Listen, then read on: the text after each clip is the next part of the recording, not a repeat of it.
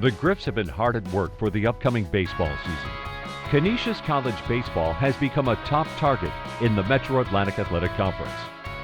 The returning champs have earned 2 conference titles in the last 4 years and have 9 consecutive postseason tournament appearances, with their first non-conference matchup against the University of Michigan approaching. The team works on fundamentals indoors as they wait to take advantage of practicing outside during Buffalo's unpredictable warm fronts this winter.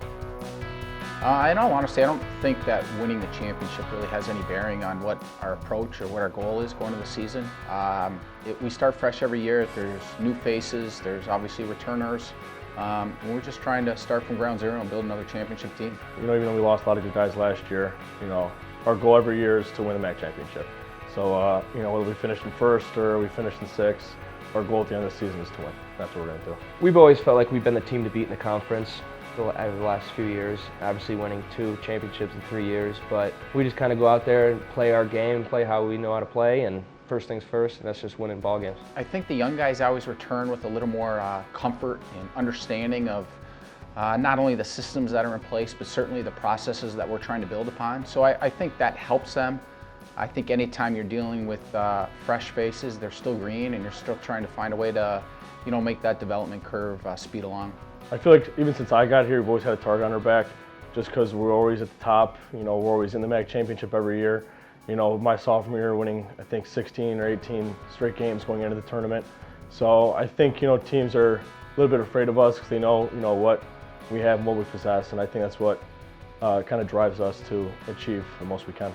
I think where the Griffs have been in the last few years, I think it's the 4th straight year we've been to the championship game. I think there's always a bit of a target. I think we're always going to be a team that people are going to, try and knock off, and that's a good thing. Having expectations are a good thing. I think that's something that we're going to work hard to maintain and grow and continue to, raise the bar.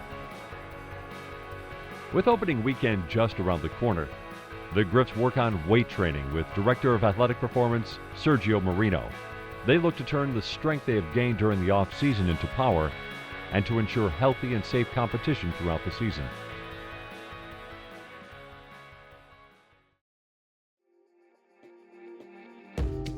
I know being in the cage and being in the gym is tough, trying to get 34 guys all their work in at once, in a 2.5 hour span can be tough, so getting outside has really been key for us. It's a lot more, baseball realistic, when you're outside, and last weekend we had umpires that were in kind of doing a little bit of their own training, so it creates that environment as well. A balk was called. Things that are going to happen, have taken place already.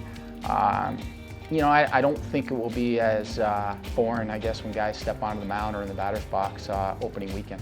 Being able to get outside and seeing fly balls and seeing ball off the bat, it's a huge advantage. That's why especially being a Northeast team, having turf, it's huge for us. We've been inter-squatting quite a bit. We've been seeing a lot of live arms, so that's good for the guys. And I know the pitchers have been working hard as always, so I think we've been preparing and we'll be ready to go. We've had 5 inter-squad sessions already, which is not, most years we might get 1 if we're fortunate.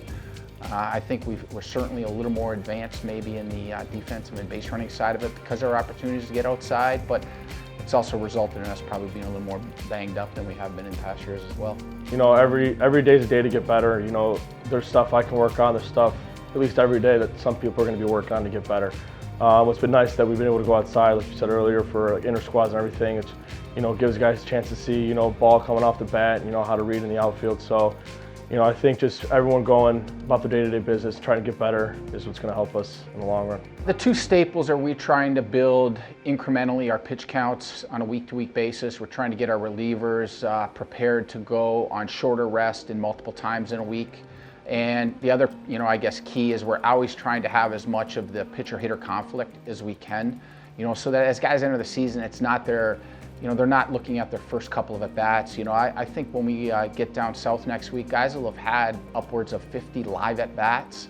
We lost a few guys with Cito and Panis, as everyone already knows, but I think we'll have a lot of guys step up this year and become leaders and just be guys at the plate as always. So I think we'll be all right. I mean, since my freshman year, we always had, Court right, left, and then John Fitzsimmons.